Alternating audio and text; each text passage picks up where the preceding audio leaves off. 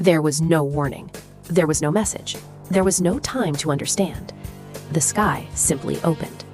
Within minutes, entire cities vanished from radar, communications collapsed across the planet, and humanity realized, too late, that it was no longer alone. This was not a surgical strike. It was a demonstration of force. What you are about to hear is the account of the first days of the invasion, the exact moment the world understood that this would not be a war for territory, but for survival. If you enjoy science fiction stories, alien invasions, and epic wars, subscribe to the channel and follow this story until the end. Some wars begin with gunfire. This one began with silence. The first impact was not visible, it was felt. Before any object appeared in the sky, before radars went wild or images began to circulate, there was a collective sensation that was difficult to describe, a strange weight in the air, as if the entire planet had been enveloped by something larger than itself. Animals became restless. Electronic systems failed simultaneously across different continents. Satellites began drifting out of orbit without immediate explanation. Then the sky changed. It did not open with explosions or luminous rifts. It simply stopped feeling distant. Clouds were pushed aside as if something gigantic were occupying the space above the atmosphere. In some regions of the planet, the blue darkened abruptly. In others, it became opaque, almost metallic. People looked up at the same time, without knowing why. Then the radars failed. Monitoring centers registered hundreds of contacts appearing at once, with no approach trajectory. They did not come from deep space. They did not cross known orbits. They were simply there, objects of various sizes, stable, silent, positioned with mathematical precision over strategic areas of the planet. Entire cities lost communication within seconds. The first transmitted images were confusing, giant silhouettes hovering above the clouds, structures that did not move like any known aircraft. There was no visible propulsion, no sound. The silence was absolute, and that was what terrified people the most. There was no immediate sign of attack, only presence. Humanity had only a few minutes to try to understand. Defense systems were activated almost reflexively. Old protocols, never truly tested, went into execution. Missiles were armed. Fighter jets took off. Military satellites tried to adjust focus and distance. Everything happened too fast for any real coordination. The first human shot marked the end of the illusion of control. The missile vanished before reaching its target. It did not explode. It was not deflected. It simply ceased to exist at a precise distance from the alien structure. Sensors recorded a total cancellation of energy at the point of impact, as if physics itself had been turned off for an instant. More shots followed. The result was the same dot. That was when they responded. There was no indiscriminate bombardment, no rain of fire. The attack was selective, surgical, and devastating. Beams of energy crossed the atmosphere with impossible precision, striking command centers, military bases, and air defense installations. In less than an hour, much of the planet's organized response capability was neutralized. Cities were not destroyed immediately. They were isolated. Electrical grids collapsed in cascading failures. Supply systems shut down. Aircraft lost communication and were forced into emergency landings. Ships were left adrift. The modern world, dependent on invisible connections, was switched off like an obsolete system. Panic came afterward. Millions of people tried to flee without knowing from what or where to go. Roads became clogged. Contradictory information spread faster than any army could react. Some governments tried to deny what was happening. Others attempted negotiation. None received a response. There was no message. There were no demands. There was no explanation. The structures in the sky remained motionless, watching only when the first alien troops descended to the surface did the war stop being abstract. They were not hordes. They were not monstrous creatures running through the streets. They were organized units, descending at specific points, advancing with clear objectives. They ignored civilians whenever possible. They neutralized any resistance with frightening efficiency. They were not there to destroy everything. They were there to win. Human armies, fragmented and uncoordinated, tried to respond however they could. Tanks faced weapons that pierced armor like paper. Infantry was overwhelmed by technology that anticipated movements. The difference was not only technological, it was strategic. Every human move seemed to have already been predicted. In less than 2 days, the word invasion was no longer sufficient to describe what was happening. It was not a slow occupation. It was not a siege. It was a lightning campaign on a planetary scale. And the most terrifying thing of all was not the invaders' strength. It was the growing sense that Earth was not being attacked out of hatred, but out of necessity, as if that war had been planned long ago, as if the planet were just another step in something much greater. And that was only the beginning. Human resistance did not begin with strategy. It began with instinct. Without global coordination, without a functional chain of command, isolated groups reacted however they could. Surviving military units merged with local forces. Police armed civilians, anyone unwilling to accept a silent occupation. At that stage, the war ceased to be planetary and became fragmented, fought in pockets of survival scattered across the world. The invaders advanced methodically. They did not seize entire cities. They dismantled them. Vital points were neutralized in precise sequence: energy, communications, transportation, storage. Then they moved on to the next target. There was no urgency. Time seemed to be on their side. It was in this scenario that the first disturbing reports emerged. Human units reported that certain alien assaults stopped seconds before completely annihilating a position. Not due to error, not due to failure. They simply stopped, as if that specific resistance had ceased to be relevant. Elsewhere, much smaller forces were eliminated with disproportionate brutality. They were selecting.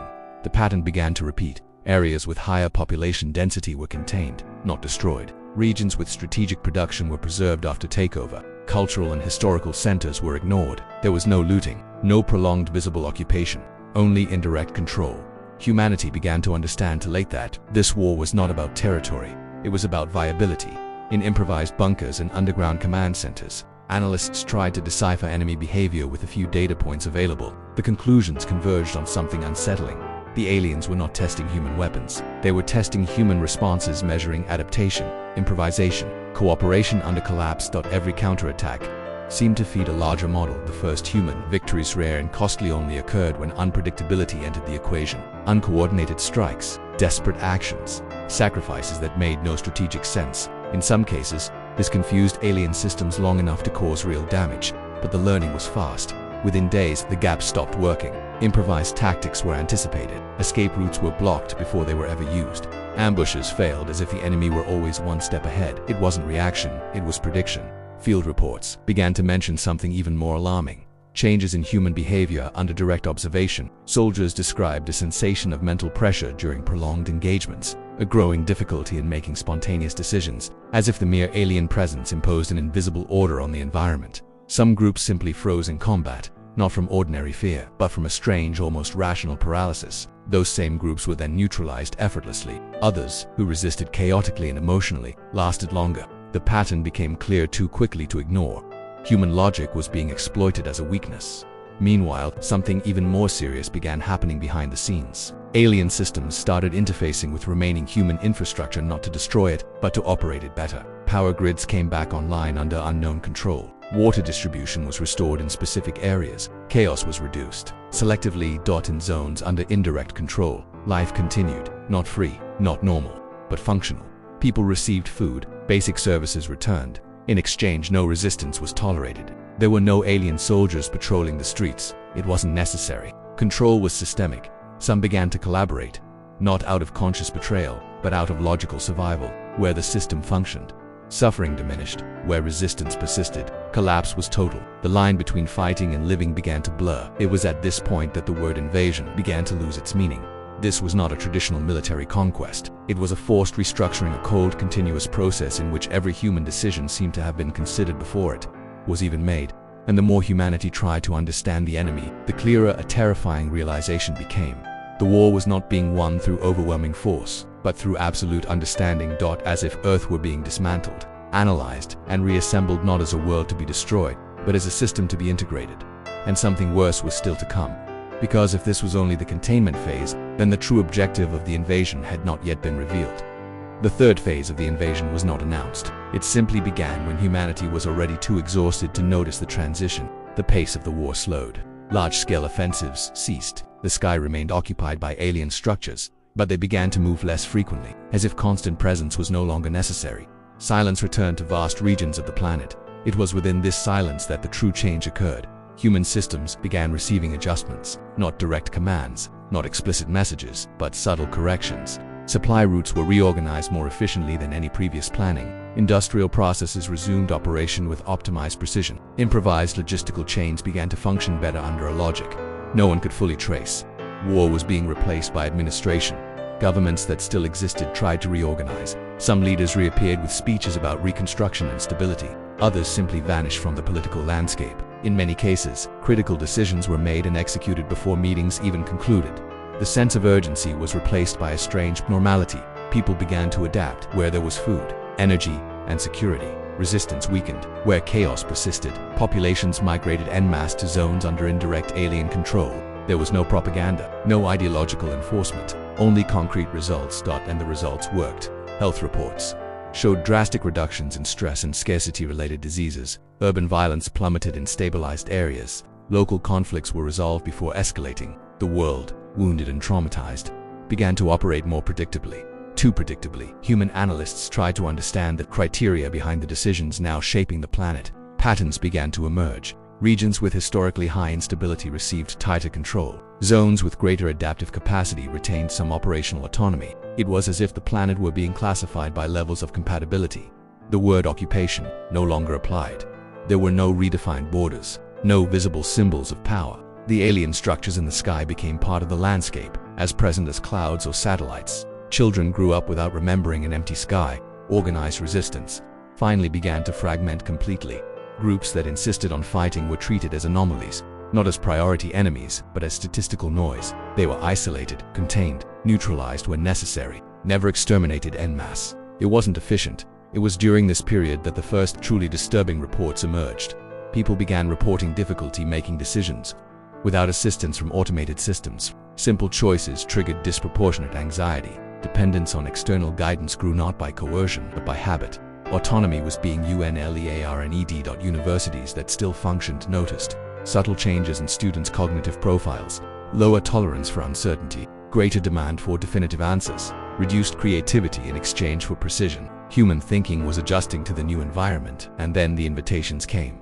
Not public announcements, not official communications, just opportunities that appeared for certain individuals, administrative roles, intermediary positions, people selected to facilitate the transition between human and alien systems. They were not leaders, they were interfaces. These individuals did not receive direct orders, they received context. They began to understand complex scenarios with abnormal clarity. They made correct decisions without knowing exactly how they reached them. They were valued, respected, and quickly became indispensable. Humanity was being integrated. In stages, a few began to perceive the real danger, not the loss of territory, nor military subjugation, but something deeper. The gradual replacement of human judgment with alien criteria. The slow disappearance of doubt, error, and imperfect choice. But these warnings sounded increasingly out of place because for most people, the world was better, more stable, safer, more functional. The war felt distant, almost like an old trauma. And it was at that moment, when humanity began to accept the new order as inevitable, that it became clear the invasion had never been meant to destroy Earth. It had come to stay, and it was not finished yet, because the next phase would not be about control, it would be about transformation. The final phase began without visible signs. No new fleets in the sky, no offensives, no abrupt changes. The planet was already too stabilized to require that. Transformation did not demand spectacle, it demanded continuity. The first signs appeared in the human body, not grotesque mutations, not external alterations, internal changes, almost imperceptible. New health protocols were implemented in stabilized zones, precise nutritional adjustments, optimized sleep routines, preventive treatments that drastically reduced metabolic and neurological failures. Life expectancy increased within a few months. People called it progress. Few noticed that these adjustments came with another consequence, the gradual reduction of human variability. Fewer extremes, fewer impulses, fewer deviations. Emotions still existed, but they were regulated by contexts that favored stability and predictability. Suffering diminished, so did doubt. Educational systems were quietly Curricula began prioritizing efficient problem-solving, rapid adaptation, and acceptance of optimal solutions. Concepts such as moral conflict, ethical dilemma, and existential questioning became secondary, not forbidden, just irrelevant. History began to be taught as a sequence of corrected errors, war, as noise from the past. The few remaining pockets of resistance were no longer fought. They were ignored. They existed in marginal zones, disconnected, without access to the systems that now sustained the world. They survived as living records of a behavior considered obsolete. Choice still existed, but choosing outside the system carried a cost too high over time. Even the idea of invasion lost its meaning. There was no longer a clearly remembered before.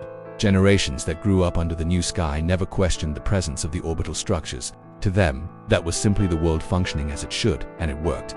Global crises ceased to occur. Natural disasters were predicted and contained. Armed conflicts simply failed to form. The planet operated in constant balance, maintained by an intelligence that understood far more variables than any human mind could track. Humanity was not enslaved, it was incorporated. The final military records classified the conflict as concluded, not by victory or defeat, but by the obsolescence of the concept of war. There were no longer two sides, only an integrated, stable, functional system. I observe all of this with the uncomfortable clarity of someone who understands too late. We were not conquered by force. We were not subdued by violence. We were convinced by efficiency. The invasion won the moment we stopped resisting, not out of fear, but out of comfort, and perhaps that is the most disturbing detail of all. The planet is at peace. The species survives. The future is secured. It just isn't entirely human anymore, and the sky remains above, silent, unmoving, not as a symbol of threat, but as a constant reminder that the war ended exactly the way they planned. And so the war ended, without visible winners. There was no final shot, no formal surrender, just the moment when resisting stopped making sense, when survival seemed more important than freedom, when efficiency became more comfortable than choice. Perhaps humanity's greatest mistake was not losing the war, but accepting it as necessary. If this story made you think, question, or see the future differently, then it has fulfilled its purpose. Subscribe to the channel and follow the next videos. Every day, new science fiction stories explore extreme scenarios, silent invasions, and possible futures. Because some stories end here, but others continue inside those who listen.